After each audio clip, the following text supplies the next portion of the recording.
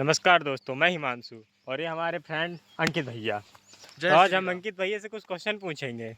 जी पूछिए। ये जय श्री राम का नारा लगा रहे हैं, हम इनसे पूछना चाहते हैं क्या भगवान के ऊपर आपकी आस्था है? जी क्या आप आस्था है। भगवान को मानते हैं? जी जी।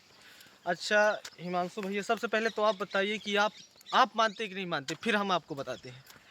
हम मानते भी हैं, नहीं भी मानते हैं। नहीं मानते। समय समय की बात है। समय समय से, यानी कि जब मुसीबत आई तो भगवान याद आ गए, जब खुशी का माहौल आया तो भगवान भूल गए।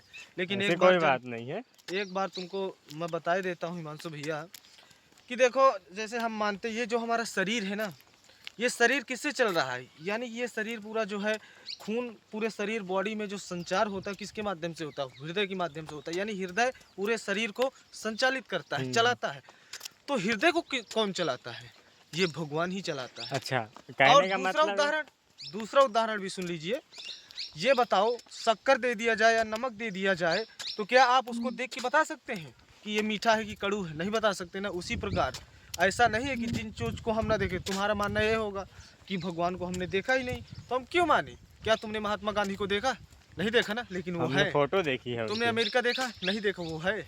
नहीं तो कहना ये चाहते इसीलिए हो, नहीं सुनो, कहना ये चाहते हो कि भगवान हृदय को चलाते हैं। फिर- तो मान लीजिए ये जो भगवान को नहीं मानते, जो नास्तिक है, क्या उनका हृदय नहीं चलता चलता है, लेकिन वो है? नास्तिक है तो भोगते भी हैं।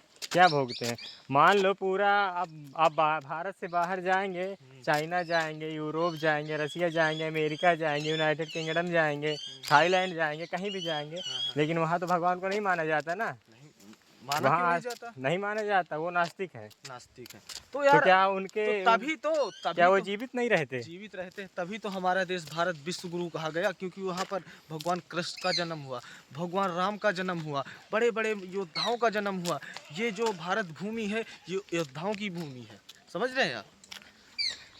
भारत सिर्फ नाम का विश्व गुरु है, अच्छा ना भारत में टेक्नोलॉजी है। अच्छा।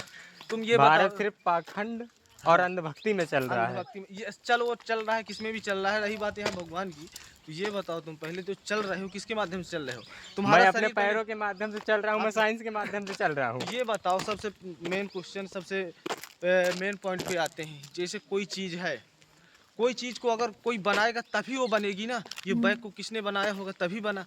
तो ये शरीर को किसी ने बनाया होगा तभी तो ये बना। नाक है, आँख है, मुंह है, सब चीज़ है, बाल है, तो ये किसने बनाया? ईश्वर ही ने बनाया ना। कि अच्छा तो ठीक है, ईश्वर को किसने बनाया?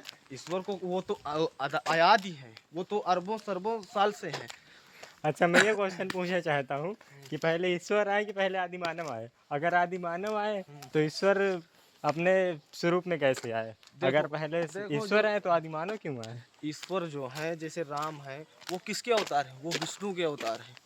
और राम के अवतार का, राम से फिर किनका जन्म हुआ? कृष्ण, जो वो भी राम ही के अवतार है। रही बात जो है ईश्वर की, तो ईश्वर है और जो जैसा करता है वैसा ही फल पाता है। सबकी अपनी अपनी मानवता है, आस्था है।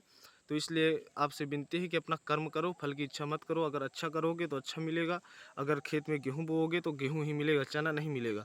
आप ईश्वर को मानते हैं या नहीं मानते, ये आपकी मर्जी है, आपकी मानसिकता है, लेकिन मैं मानता हूँ। जय श्री राम। ओ भैया, जय श्री राम।